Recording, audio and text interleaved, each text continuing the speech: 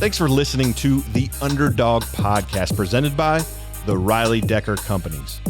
Please do us a favor and help us change and improve lives by subscribing and giving us a rating on the platform of your choice. Thank you.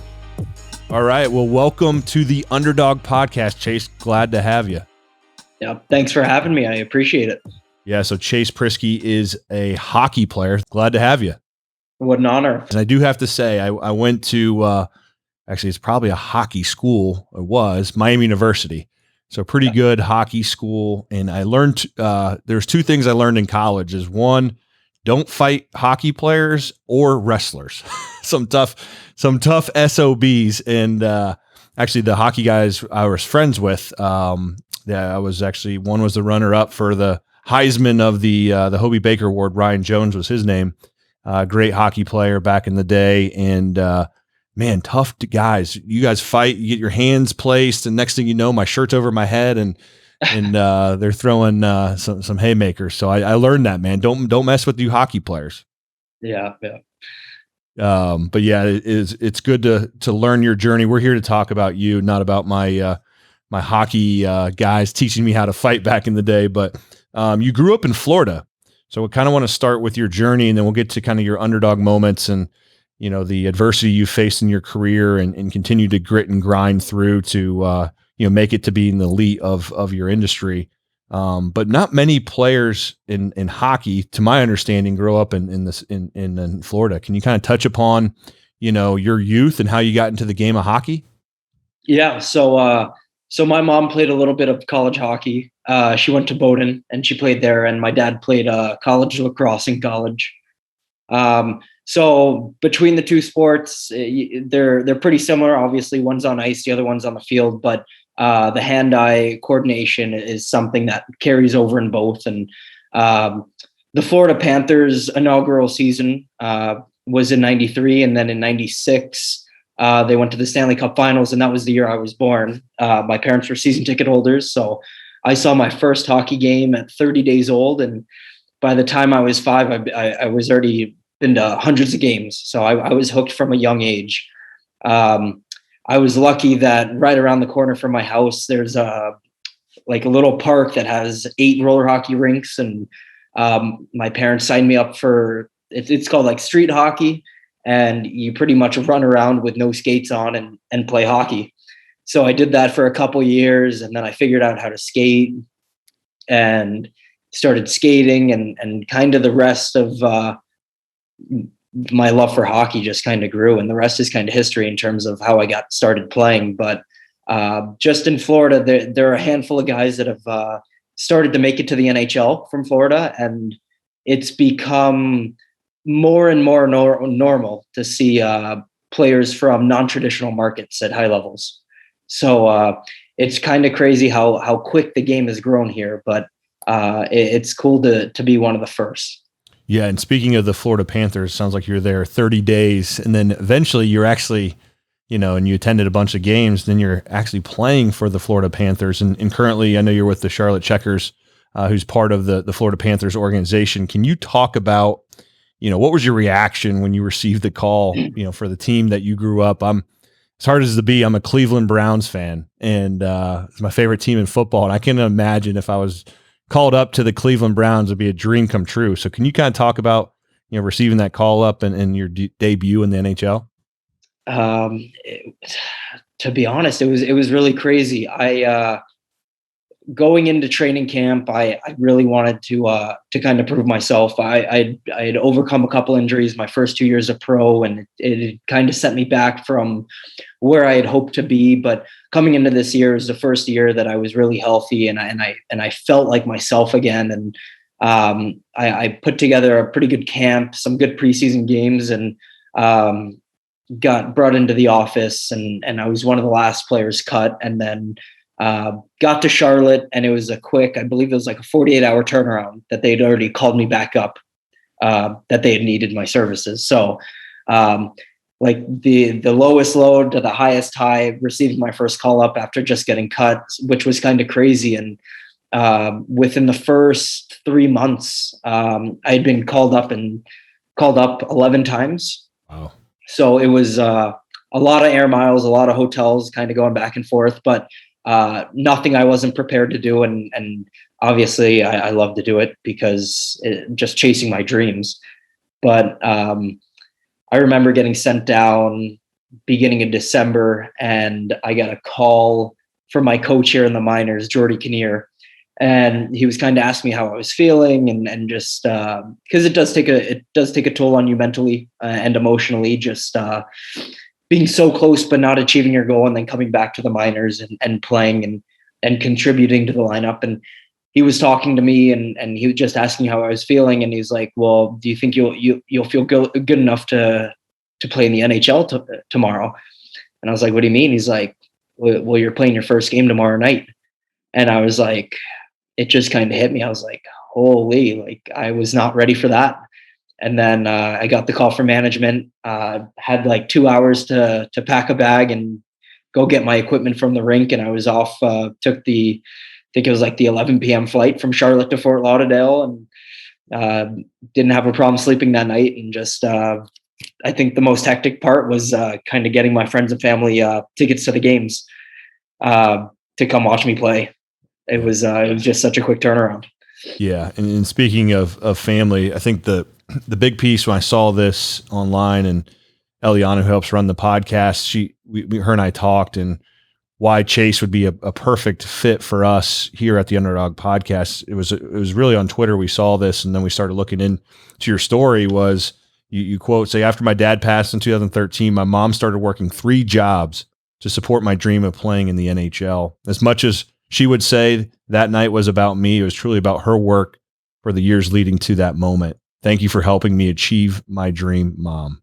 That's pretty powerful, man. So can you talk to us about, losing your dad in 2013, and then, how emotional, obviously that night coming back to play for the Florida Panthers, growing up, cheering for them, and just kind of that whole moment. And I think that's a huge thing, for you. So what was going through your mind, thinking about your mom and dad that night too? Yeah. It's crazy how life kind of comes full circle, and it's fully encompassing. When I don't know, maybe when I was like 8 or 9, my dad started to work for the Panthers as the team chef. So, I mean, I would hear stories about the guys and about how awesome it would be to be in the NHL. And obviously you're a kid from Florida, and at the time, didn't really have anyone from Florida in the NHL. So for me, there were no role models growing up. It was like, oh, well, this would be great, but I just kind of have fun doing this sort of deal. And he would bring me to the games, and I would be able to eat at his restaurant and then watch the games. And when he was done, he'd come up and join me for part of the third period, and then we'd go home. So the FLA Live Arena where the Panthers play is a extremely special place for me. Just all the kind of quality time I spent with him there.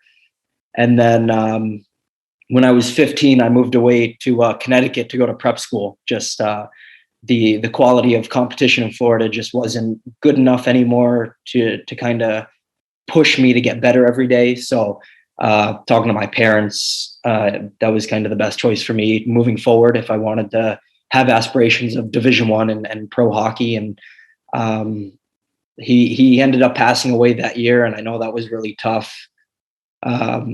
Really tough on my mom. Obviously, I'm an only child, and she no longer had anyone in the house, where I'm sure it was hard enough to send her 15-year-old off to boarding school. Now to completely have an empty nest wasn't kind of in the plans for her.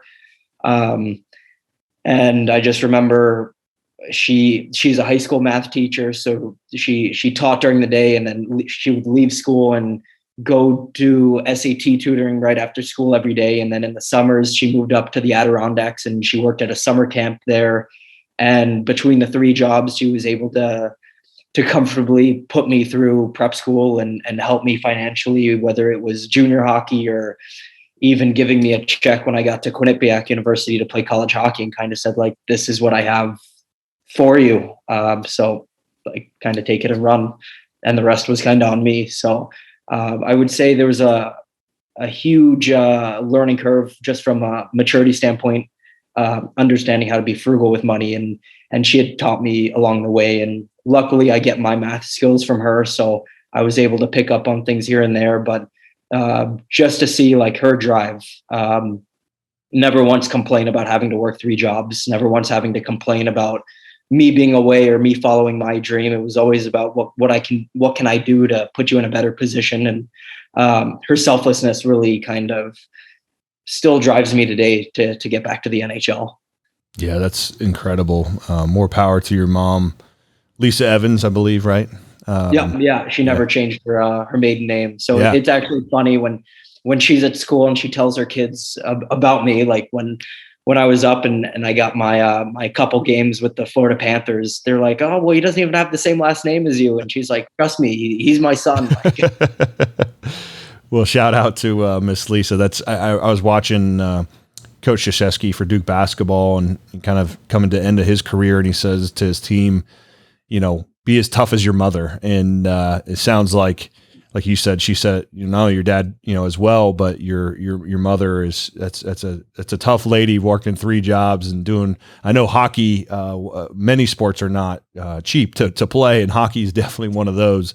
By any means is probably more expensive sport. So it's incredible to see that. And I'm sure she was extremely proud when you were called up and wanted to talk about, you know, I had an ability to, one of my best friends played professional baseball, and I saw this whole minor league back and forth. I think a lot of the people that watch sports, they see Chase when you get to, you know, whether you're playing in Charlotte or if you're playing in the Florida Panthers, they see like you on the ice, but there's so much that goes into it. Like you said, even the business side of things of taking long buses and staying in probably not the nicest hotel, especially in minor leagues.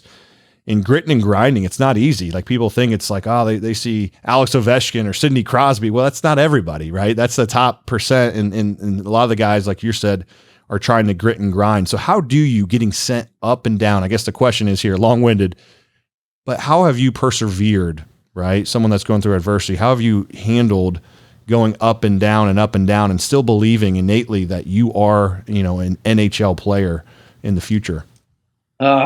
Well, first and foremost, I'm lucky that my wife has a hockey background and she keeps me pretty grounded. So she continuously motivates me every day to be better, and she tells me all the time how good I am, which, you know, not every day you kind of have it, but every day she reminds me that I do. So I'm extremely lucky to have her. But also, I think one of the biggest things is just kind of my support team, between friends and family and former coaches, and especially a couple friends that I lean heavily on, and always pick up my FaceTime calls, always answer my texts, never give an excuse. And they're always there, which is pretty huge, because you're in the minors and you're grinding. And at this level, you're one type of player, like where you can heavily impact games, and then you get called up to the NHL and now you're the new guy on the block, and you're kind of playing for your life, right?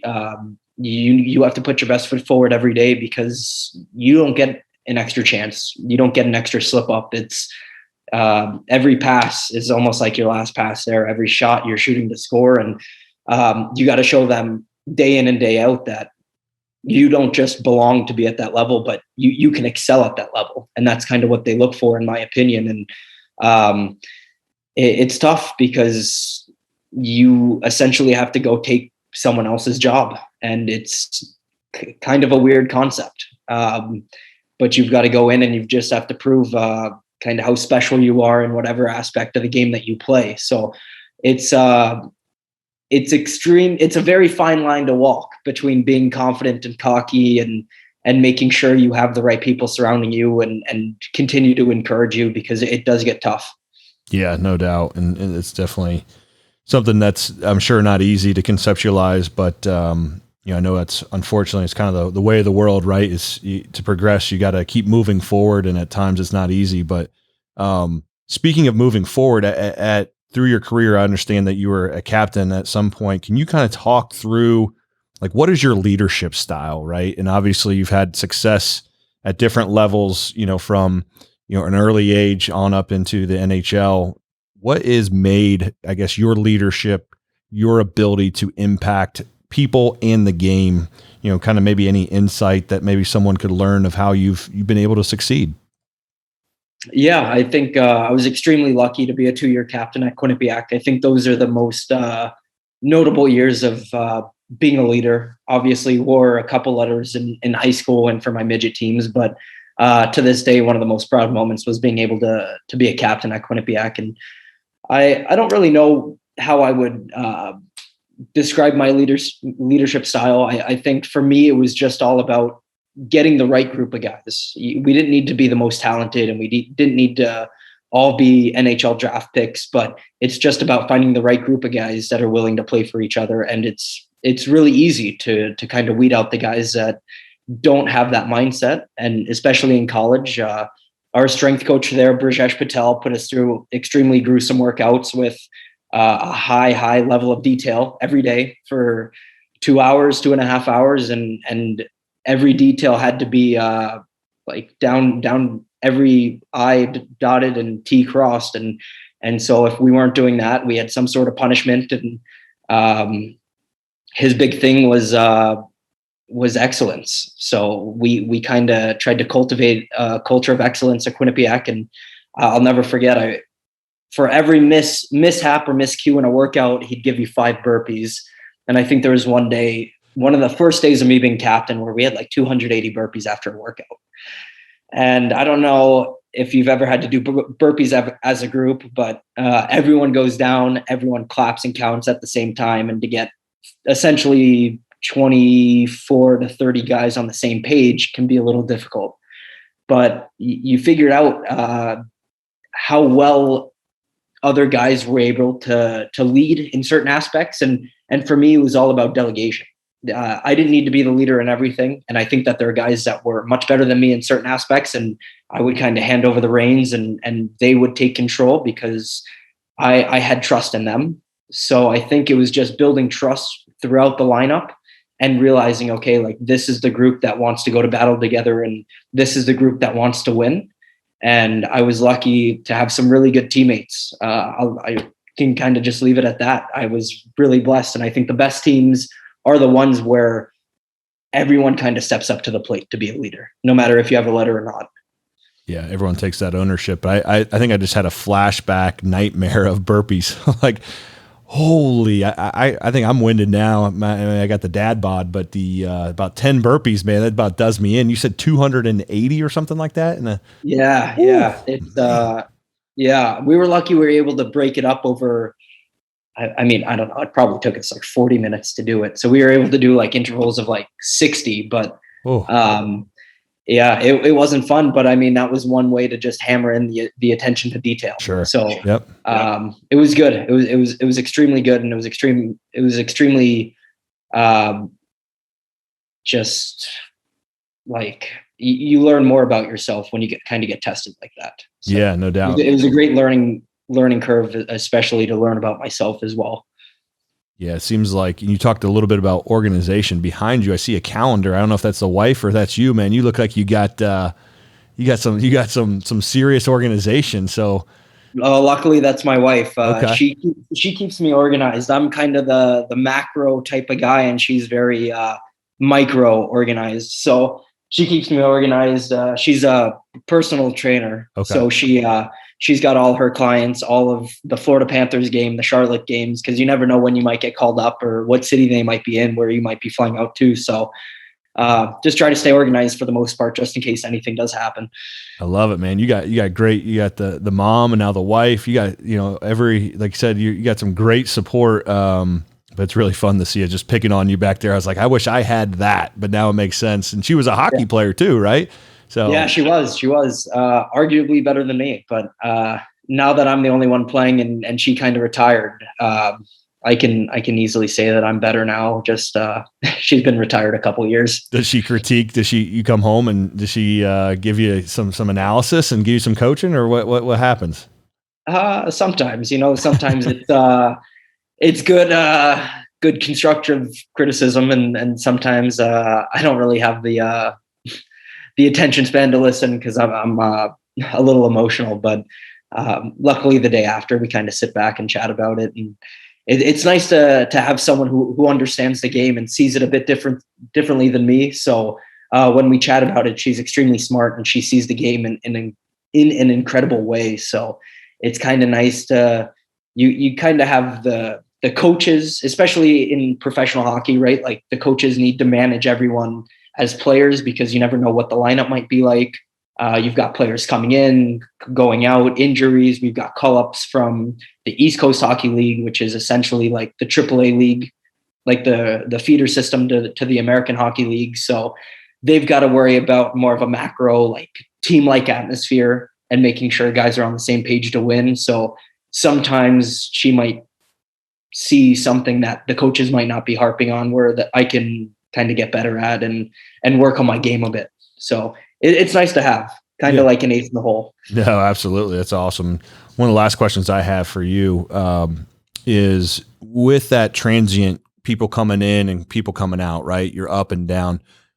How do you galvanize a team? And this could be in work too. Like people are on special assignment or you got new people coming into the office from a business perspective, you and from a hockey perspective, how critical, how, to win, at the Charlotte Checkers or when you go up to Florida Panthers or you've previously played at the Syracuse Crunch and, even at Quinnipiac, you have players in and out depending on graduation. How do you galvanize a team quickly? How do you get on the same page? I always have found, I think number one kind of goes back to the leadership. I would say it's a leadership group. It's a handful of guys that have experience and have been around and they know what it takes to win at this level. Or at any level, I should say, or even in the business world, they know what it means to be successful. And that's number one.